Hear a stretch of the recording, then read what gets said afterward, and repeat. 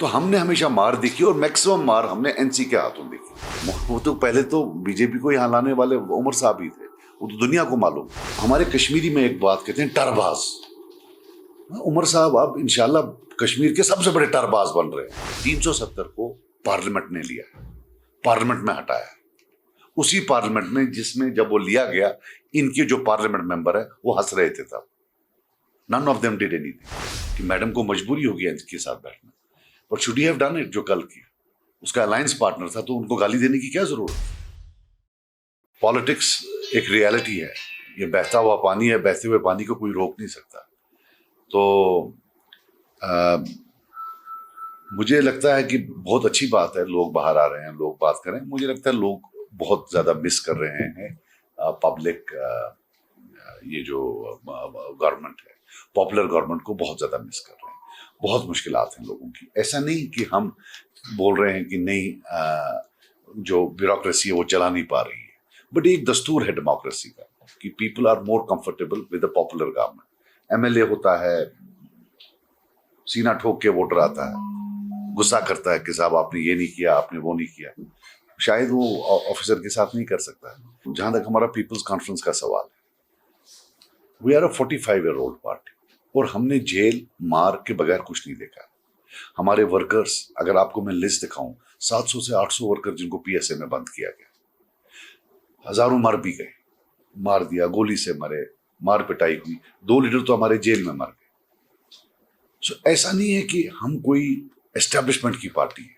Establishment की यहाँ 2 पार्टियां हैं, उसमें नेशनल कॉन्फ्रेंस भी एक पार्टी है, पीडीपी है, सबको पता है। एक 2002 में बनी, दूसरी पहले एक नेशनल कॉन्फ्रेंस तो पहले कार्डर बेस्ड पार्टी थी, लेकिन 96 के बाद ये भी एक एस्टेब्लिशमेंट की पार्टी है। तो हमने हमेशा मार देखी और मैक्सिमम मार हमने एनसी के हाथों देखी। परसों में देख रहा था, कोई किसी ने मुझे दिखाया वीडियो, बीच में ही लाया कि वो जी उसने कुछ 370 का बोला था। मेरे फादर ने 50 बार वो डिनाई किया। वो 10 साल जेल में रहे, तिहाड़ में रहे, फिर जोधपुर में रहे, वो नजर नहीं आता अंधों को। लेकिन जी 1970 में कहीं हमको जी किसी ने बोला कि आपने ये बयान दिया। सो ये इन आरोपों से कुछ, अब कल देखिए, मुझे बड़ा फील हुआ, अल्लाह कसम बहुत ज्यादा फील हुआ।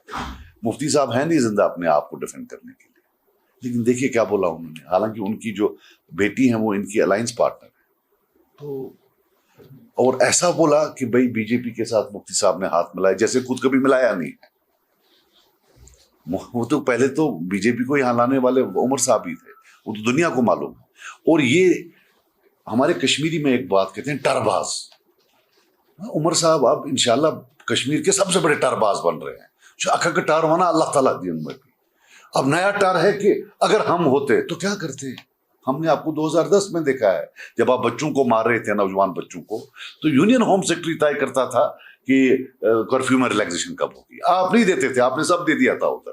हमने ये भी आपका देखा कि जब इंटरनल ऑटोनॉमी का रेजोल्यूशन पास किया, आपका अलायंस था तब बीजेपी के साथ, उन्हें रिजेक्ट किया। आम राय थी दैट प्रॉपर्टी डिमांड्स आप इस्तीफा देंगे, आपने नहीं दिया, यू स्टक टू पावर। सो अब टरबाज बोलते कि अगर मैं क्या करते। 370 को पार्लियामेंट ने लिया, पार्लियामेंट में हटाया, उसी पार्लियामेंट में जिसमें जब वो लिया गया इनके जो पार्लियामेंट मेंबर है वो हंस रहे थे तब। None of them did anything. कोई किसी को परेशानी नहीं है कश्मीरी मुसलमान क्या कह रहा है, आपको गलत ख्याल है। ये जो नया हमने लगाया, 370 की डिमांड मर ही नहीं सकती है, याद रखना है ये कभी नहीं मरेगी। अगर मैं बोलना बंद कर दूं, उमर साहब बोलना बंद कर दें, ये मरेगी नहीं, ये हमेशा वहां रहेगी। और एक दिन आएगा जो मुझे पूरा यकीन आएगा कि ये खुद आकर लाएंगे, हमारी वकालत की वजह से नहीं।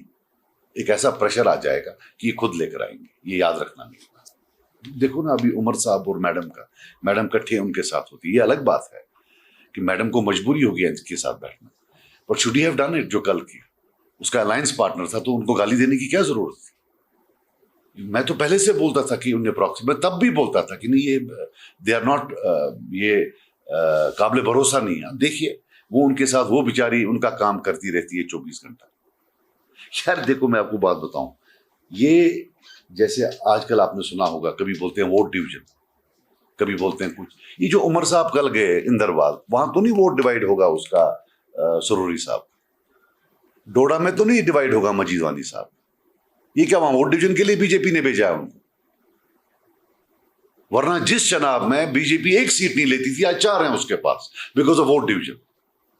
ये कौन कर रहा है वोट डिवीजन? किसने भेजा उनको वोट डिवाइड करने के लिए? वरना है वहां कांग्रेस, जीतने थे उनको। रियलिटी है, अगर वहां कांग्रेस वर्सेस बीजेपी होगी, कांग्रेस जीत जाएगी। ये वहां तीसरे नंबर पर हर जगह, लेकिन भेज रहे हैं हर एक।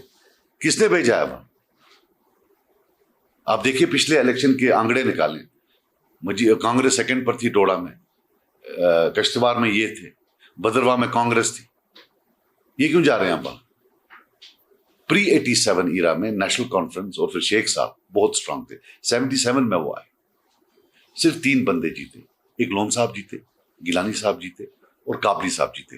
काबली साहब को सपोर्ट था तब मीरवाई साहब का, बड़े मीरवाई साहब का। बाकी सब हार गए। मुफ्ती साहब की जमानत जब्त हो गई। 83 में फिर मुफ्ती साहब की जमानत जब्त हो गई। 87 में मुफ्ती साहब कांग्रेस के प्रेसिडेंट थे।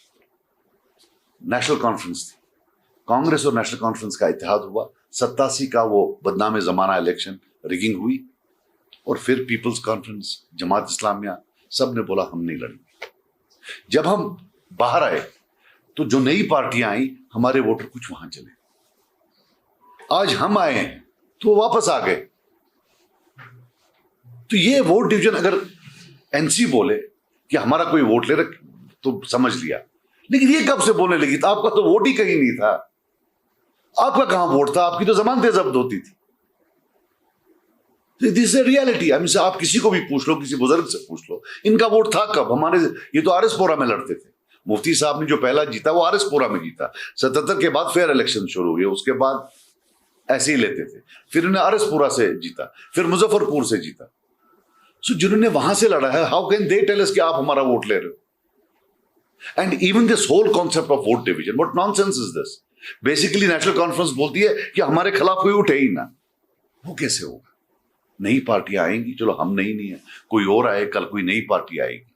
सो this whole is a democratic spirit.